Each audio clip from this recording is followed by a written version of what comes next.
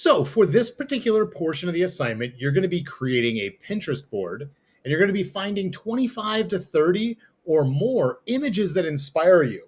And let me show you mine and I'll give you examples from there. So, right here, if you click on this board, this will open up my Pinterest account. I have this set up where it's going straight to the manifesto board that I've created. What you can actually do to create your own board for this is start by logging into your Pinterest account.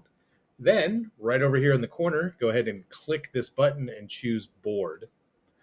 And then type in manifesto. I've already got one, so I'm going to hit escape.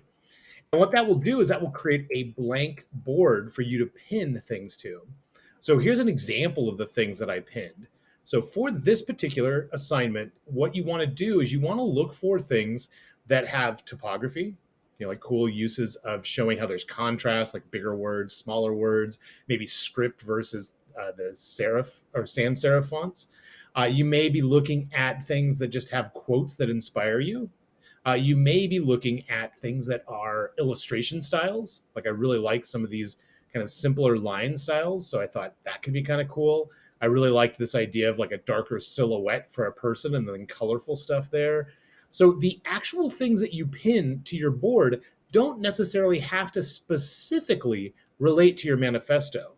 What I'm looking for is for you to find interesting illustration styles that you think you can achieve with your Illustrator skills.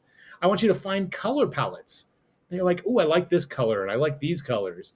I'd like you to find maybe some text effects that are interesting to you. And then just any inspiration that you may have for your particular topic. So I've given you on here some keywords that I looked for when I was trying to find these. So I'm just going to try one like typography, quotes, design. Now, you don't have to necessarily use these, but you may consider starting with them just so you can get an idea of what it was that I was finding. Now, what I can do is I can just type in typography, quotes, design. And then from here, it takes a minute for it to load, but I can go through and see these different pins. Then if I find something that I really like this slanted one, I can come up here and I can click on this little drop down and I can choose manifesto and it pins that picture and that link directly to my manifesto board. Then I can go through and just kind of keep scrolling through. Rather than focusing just on getting the number that you're supposed to get, which is 25 to 30, what I would do is really look at ones that somewhat speak to you. Don't just grab the first 20 that you see on here. Really look and dig deeper because this is going to be something that is going to be helpful for you and to give you inspiration and ideas. You may also want to look up color palettes. So I'm going to look at color palette. I'm going to choose, I chose uplifting. It's been a long day. Uplifting.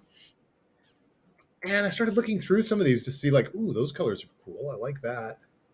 So I'm going to go ahead and click on the little drop down and then I choose manifesto. So you're going to go through and find things that show any kind of inspirational type that you like, any color palettes, some simple illustrations that you think you would be able to actually achieve using Illustrator. And again, they don't necessarily have to relate directly to the manifesto that you're creating. It's more about generating ideas and getting some inspiration and having somewhere for us to create the mood that you're going for. So that is what you will be working on for this particular board. As always, if you have any questions on it or need clarification, just let me know.